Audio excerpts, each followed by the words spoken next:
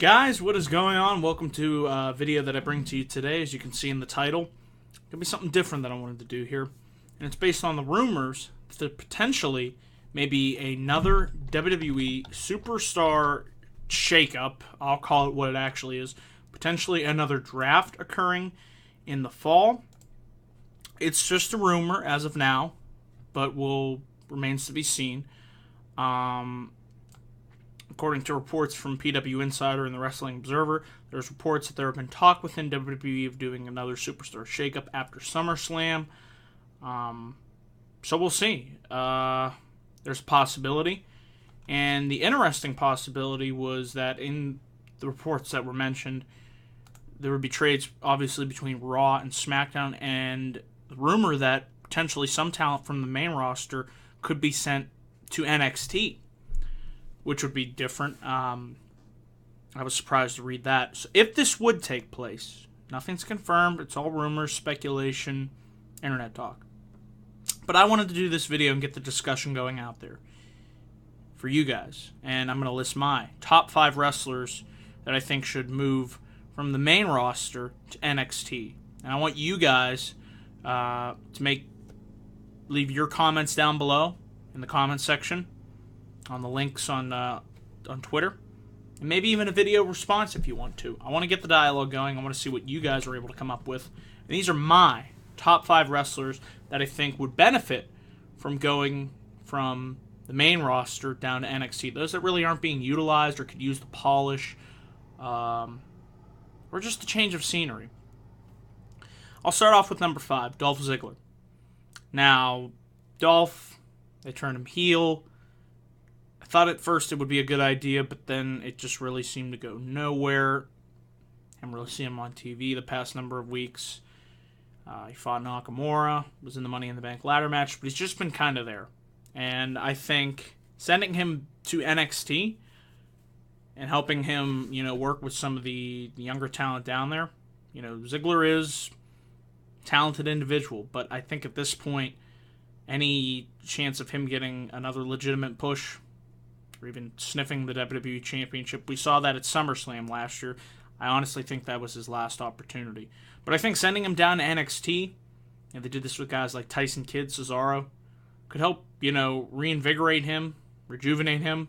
Because otherwise, if you're not going to do that, then just let him go and let him wrestle. Or do comedy. I've heard he does comedy shows.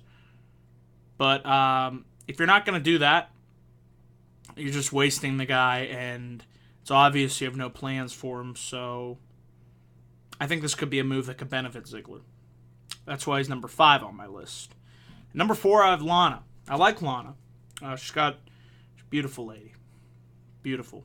And I do see, I could see her improving down the line as a wrestler. But I think what would have benefited her would be starting her in NXT. I know she was doing some work down there, on the house shows and whatnot. But if you want to, move her down and perhaps bring somebody up that's ready, Asuka, and say you trade Lana down. It's not really downgrade. I mean, going to NXT is a great place to hone your craft and allow her to improve over time. And then when she is ready, because what I've seen from her in the ring, it ain't bad. It's okay. I think in time, if she works on her craft and improves it, let's see where she goes. But I think as of now, moving her down to NXT and bringing somebody up like Asuka, who is ready, who's been ready, and I think she will come up, whether she is the reigning, defending women's champion or not, we'll have to see. But that's something to keep an eye on for. But that's why Lana is number 4 on my list. Not the list, but this list. Number 3, I have Ty Dillinger. He came up after the post-WrestleMania SmackDown edition. I was like, awesome. Perfect fit for Ty Dillinger. I thought for sure SmackDown, it's a land of opportunity. That's what they like to call it. Ty Dillinger would get an opportunity. Since then, he really hasn't done anything outside of feuding with Aiden English on the pre-show. He fought Jinder Mahal, but lost. Wasn't in the Money in the Bank ladder match. I mean, what has he done? He's done nothing. So if you knew you had nothing for this guy, and he at least had, a following on NXT. Why would you bring him up if you're not going to have any type of plans for him, other than, we need something for a surprise after WrestleMania, but we're not going to do anything with you? I think sending him back to NXT, I thought there was money, or mileage in Ty Dillinger going after the NXT Championship, especially considering Bobby Roode and the feud that they had going into NXT TakeOver, was it Toronto? I enjoyed that feud. And I would have liked to have seen, Ty maybe get a shot at the NXT Championship. But they didn't go that way, and, he was fighting sanity. But he had some momentum down there. And then you bring him up, and then you do nothing with him. It's just like, really? It's disappointing, because I do like Ty Dillinger. Not going to say he's going to be WWE Champion, but I think he'd be a solid mid-carder. U.S. Championship, IC Championship on whatever brand he's on. But I think he could fit that role nicely. Heel, babyface, whatever. He's a good hand to have. Good wrestler. But you're doing nothing with him, so why not send him back to NXT? Just my opinion. Number 2 on my list is Apollo Cruz. This guy had so much potential. And he still has potential. But due to the lack of character development, really good wrestler, but no real feuds or storylines to speak of. When he came up, that was the first problem right there. I felt way too early. This guy's got a ton of potential, but he needed, in my opinion, more time to develop down in NXT. Instead of rushing him to the main roster, keep him on NXT for another year. Hell, he could still be down there and still developing, and potentially have done a heel turn, maybe challenge for the NXT Championship, maybe even hold the NXT Championship. You never know, and we never are going to know. Instead of bringing him up to the main roster, teasing, potential heel turn with Titus O'Neil, but that really seemed to go nowhere, and now he's another guy on the roster. He's just there. And I think Apollo Crews has the potential, if he can get that character going, some type of character, some type of personality, see more out of him. He certainly has it in the ring to back it up, but like I said, he's lacking in the character department. I think sending him back to NXT would be the best thing for him, and he could thrive on NXT.